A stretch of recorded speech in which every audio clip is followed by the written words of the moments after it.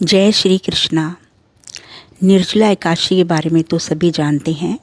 कुछ लोग हैं जो व्रत नहीं भी रखते हैं तो मंदिर में जाकर इस दिन दान अवश्य देते हैं। सुराई, मटका, पंखा और जो फ्रूट हैं, गर्मियों में जो भी फ्रूट आते हैं, खरबूजा, मैंगो, ये सब दान अवश्य करते हैं। लेकिन निर्जला एकादशी वाले दिन अगर कोई व्रत रखता है तो उसका क्या महत्व है, कब ये निर्जला एकादशी का व्रत पड़ेगा और इसका क्या मुहूर्त है, कैसे ये पूजा करनी चाहिए, इसका मैं आपको आज सारा डिटेल से बताऊंगी। आप मेरी वीडियो आप पूरी देखें और बिना स्किप किए, तो आपको मैं ये सारी जानकारी दे रही हूँ। आज एक साल के अंदर जो एकादशी पड़ती हैं वो 24 एकादशियाँ हैं जिनका बहुत महत्व बताया गया है, लेकिन निर्जला एकादशी उसमें सबसे ऊपर है। ऐसी धार्मिक मान्यता है कि सिर्फ एक निर्जला एकादशी का व्रत रखने से 24 एकादशियों का फल मिल जाता है। निर्जला एकादशी को भीमसेनी एकादशी भी कहा जाता है। इस दिन भगवान विष्णु और माँ लक्ष्मी की पूजा अर्चना की जाती है। तो जानते हैं ये व्रत कब पड़ेगा, 6 को या 7 को। इस साल निर्जला एकादशी 2 दिन मनाई जाएगी। पहले दिन स्मार्त दिन निर्जला एकादशी का व्रत और दूसरे दिन वैष्णव निर्जला एकादशी का व्रत रखा जाएगा। हिंदू पंचांग के मुताबिक एकादशी की तिथि 6 जून 2025 को रात 2:15 से शुरू होगी और 7 जून को सुबह 4:47 पर समाप्त होगी। निर्जला एकादशी का व्रत 6 जून 2025 को रखा जाएगा। स्मार्ट निर्जला एकादशी का व्रत को 6 जून को और वैष्णव निर्जला एकादशी का व्रत है वो 7 जून को रखेंगे। चलो आप जान लेते हैं इसके महत्व के बारे में। एकादशी का व्रत करने से व्यक्ति के सारे पाप धुल जाते हैं और मोक्ष की प्राप्ति होती है। इस दिन दान पुण्य आदि करने का विशेष महत्व बताया गया है। ये एकादशी का व्रत सूर्योदय से लेकर द्वादशी के सूर्योदय तक जल ग्रहण ना करे तो उसे सारी एकादशियों के व्रत का फल प्राप्त हो जाता है। द्वादशी को सूर्योदय से पहले उठकर स्नान करें और ब्राह्मण को दान आदि देना चाहिए। उसके पश्चात ब्राह्मण को भोजन कराएं और उसके पश्चात आप खुद भोजन करें। इसका फल पूरे एक वर्ष की संपूर्ण एकादशियों के बराबर होता है।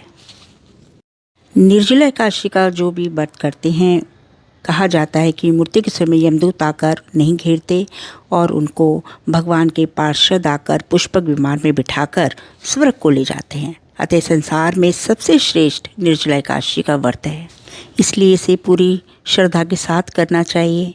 इस दिन ओम नमो भगवते वासुदेवाय मंत्र का उच्चारण करना चाहिए और जितना हो सके आप अन्नदान और जल की व्यवस्था करें, दान दें। इससे विशेष फल की प्राप्ति होगी। व्यास जी के कहने से भीम ने भी इस व्रत को किया था, इसलिए इसे भीमसेनी एकादशी कहते हैं। निर्जला एकादशी जो है, इसका व्रत करने से भगवान से प्रार्थना करें कि हे भगवान, आज मैं निर्जला व्रत करता हूँ, दूसरे दिन भोजन करूँगा, मैं इस व्रत को श्रद्धापूर्वक करूँगा या करूँगी। अतः आपकी कृपा से मेरे सब पाप नष्ट हो जाएं। इस दिन जल से भरा हुआ घड़ा और वस्त्र आदि मंदिर में जाकर एक ब्राह्मण को आपने ये अगर दान करते हैं तो आपको इसकी विशेष फल की प्राप्ति होगी। जो मनुष्य इस व्रत को करते हैं उन्हें करोड़ों पल सोनों के दान का फल मिलता है और जो इस दिन यज्ञ आदि करते हैं उनका फल तो वर्णन ही नहीं किया जा सकता। इस एकादशी के व्रत से मनुष्य विष्णु लोक को प्राप्त होता है। जो मनुष्य इस दिन अन्न खाते हैं वे चंडाल के समान हैं, वे अंत में नरक में जाते हैं। जिसने निर्जला एकादशी का व्रत किया है, वे चाहे ब्रह्म हत्यारा हो, मदपान करता हो, चोरी ही या गुरु के साथ द्वेष किया हो, मगर इस व्रत के प्रभाव से वो स्वर्ग को जाता है। इस दिन आप निर्जला एकादशी के दिन भगवान विष्णु और माँ लक्ष्मी की पूजा करें। ब्रह्म मुहूर्त में उठकर आप स्नान करें, साफ सुथरे पीले वस्त्र धारण करें। उसके बाद विष्णु भगवान का व्रत का संकल्प लेकर और विष्णु और लक्ष्मी जी की मूर्ति को स्थापित करें। उसके बाद विधि विधान से पूजा करें।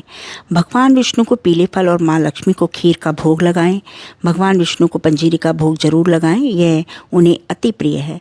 ओम नमो भगवते वासुदेवाय नमः का जाप करें। रात को दीपदान जरूर करें और निर्जला एकादशी के अगले दिन ब्रह्म मुहूर्त में उठें और स्नान ध्यान करने के बाद जरूरतमंदों को दान दें और उसके बाद व्रत का पारण करें और सभी को प्रसाद खिलाएं।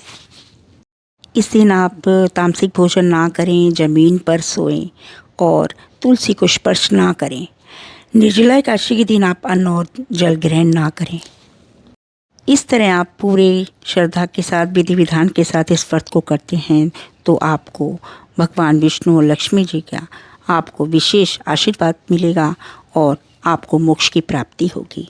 जय श्री कृष्णा। राधे राधे।